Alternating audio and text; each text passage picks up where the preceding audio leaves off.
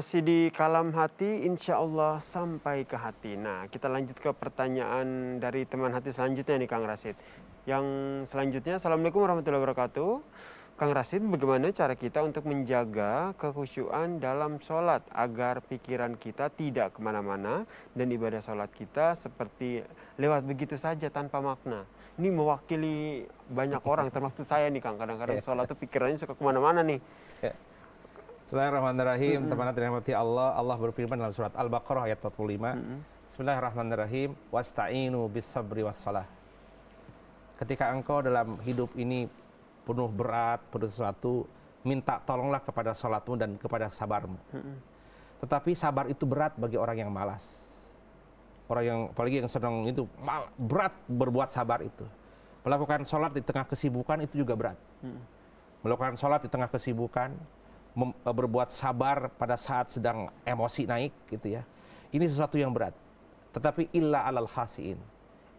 Illa alal khasiin, kecuali bagi orang yang khusyuk tidak terasa berat. Pertanyaannya, supaya kami tidak merasa berat hidup ini, berbuat khusyuklah kalian. Maka hidupmu akan ringan di hadapan orang yang khusyuk. Khusyuk itu dalam arti bahasa Arab artinya merendahkan diri, menundukkan jiwa. Dengan body language yang ruku, sujud, itu namanya khusyuk. Badan yang tegang, pikiran yang carut-marut, itu sulit khusyuknya. Maka perlu direlaksasi. Bagaimana mau fokus? Fokus itu bagian dari khusyuk lah. Kayak Sir senang bola, UEFA gitu, champion. Itu dari awal sampai akhir fokus, pada yang lewat anaknya, lewat adiknya, fokus aja gitu. Itu namanya khusyuk, tidak terganggu. Sedang sosial media, sosmed, sebelah kita lalu lalang, fokus aja, itu khusyuk namanya. Nah, bagaimana karakter itu dibawa ke sholat? Oke. Nah, itu fokus. Nah, biasanya orang yang fokus itu relaksasi dulu, badan tidak tegang, kepala tidak penuh. Tegang itu tidak bisa khusyuk. Maka Allah punya cara pertama, tips untuk terjaga kehusuannya sampai ke level sholatnya. Pertama, rapihkan wudhumu. Oke. Maka kalau tegang, habis capek, basuh wajah dengan air, itu teh nyes ke bawah, itu bikin tenang, bikin rileks ya. Relaksasi. Itu namanya terapi air. Maka kalau wudhunya rapih, itu hampir setengah kehusuan sudah didapat. Oke. Rapi wudhu itu jangan seperti jangan asal wudhu gitu, rapi, tertib gitu. Nah, itu yang kedua, ketika wudhu juga pakai doa. Yang hafal doanya. Allahumma fardiyadaya mimma asika kuliha. Ya Allah, ampuni tanganku ini yang penuh dengan dosa. Sering nampar orang, sering posting sesuatu yang bohong. Ampunilah tangan jari jemariku ini. Allahumma fardiyadaya mimma asika kuliha. Itu mengundang kehusuan. Dari mulai wudhu sudah connect ke Allah. Nah, ketika selesai wudhu jangan ngobrol kayak Sir. Apalagi buang handphone. Gitu ya. Selesaikan wudhu. Nah, dari tempat wudhu ke tempat sholat jangan bicara. Sampai ke tempat sholat. Sudah wudhu, ngobrol kemana-mana, kotor lagi tuh bibirmu. Sering begitu tuh, Kang. Nah, itu nggak dapat khusyuk. Oke. Nah, setelah dari wudhu ke tempat sholat terus. Sampai di tempat sholat, harus menghadap ke kiblat. Setelah menghadap ke kiblat, yang salah satu tips dapat khusyuk, pakai pakaian yang bersih. Atmosfer musola harum atau sholat. Maka sunnah menggunakan parfum. Parfum itu bikin Allahu Akbar. Jangan bau peda, bau jengkol. Itu tadi bikin kabur khusyuk. Itu kayak Sir gitu ya. Maka sunnah di sajadah pakai parfum. Iya. Pakai parfum satu itu. Itu ketiga, wudhu, arah ke sholat, takbir, pakai pakaian halal, ngobrol, sajadah halal, apalagi main HP. Itu. Nah, ketika sedang seperti mau naik pesawat sholat itu, ketika take off, nih Allah itu mau take off itu. Jadi handphone matikan, pikiran switch off gitu ya. Karena mau take off nih. Allahu Akbar. Nah, tertib itu tidak kita lakukan. Maka ketika Allahu Akbar, tadi saya hilang handphone. Ingat ketemu di ketika sholat kan? Iya, kadang-kadang gitu tuh, Kang.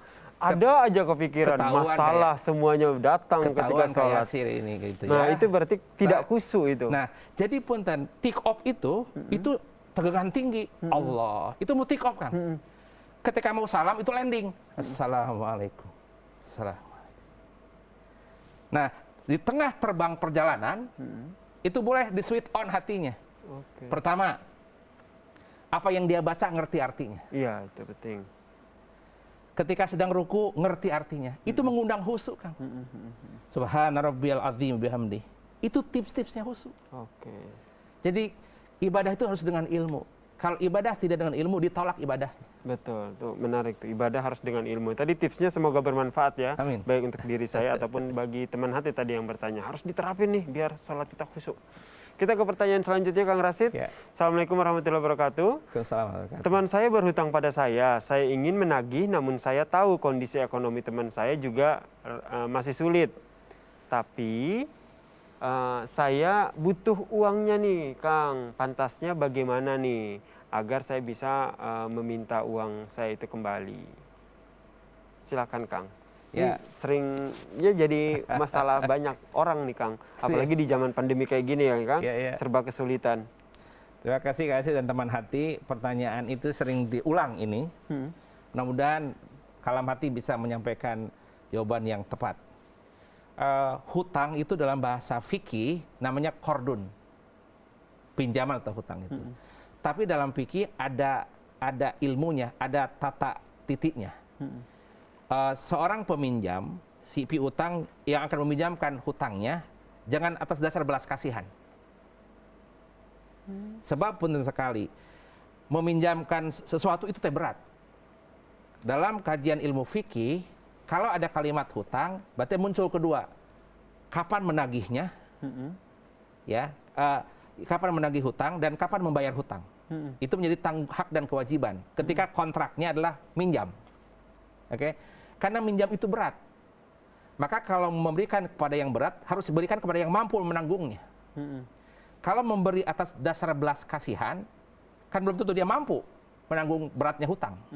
Oke. Nah, yang sering dalam melanggar syariat itu adalah, kasihan dia deh, kasih pinjamlah 10 juta. Tapi dia tidak mampu, kemampuan dia bisa bayar atau tidak. Oke. Nah, kalau mau kasihan, jangan ngasih hutang, kasih sedekah. Tapi nggak sebanyak itu juga. Ya, itu boleh juga itu ya. Betul. Satu, dalam fikih tegas-tegasan fikih itu. Kalau mau minjamkan hutang atas jangan dasar belas kasihan, tapi dasar lillahi ta'ala. Oke. Tegakkan aturan-aturannya. Pertama ditulis hutangnya, kapan pertama si piutang memberikannya, kemudian dia kapan akan mengembalikannya. Itu kan menjadi hak dan kewajiban. Nah, kadang memberi tapi tidak tahu kapan dibalik. Kalau sudah ada tenggat waktunya tuh, tanggal sekian mau untuk nagih kan? nagih. Pertanyaannya pun, ketika mau nagih kan dia tidak mampu. Karena engkau memberi dengan belas kasihan, maka orang muslim wajib menunggu dia mampu. Oke, siap. Maka Rasul berdoa, wa ghalabatid daini wa qahrir rijal. Ya Allah, lindungi aku dari keterlitan hutang. Ya, nauzubillah min dzalik. Semoga terhindar ya kita dari utang piutang ini. Terima kasih Kang Rashid buat tausiahnya.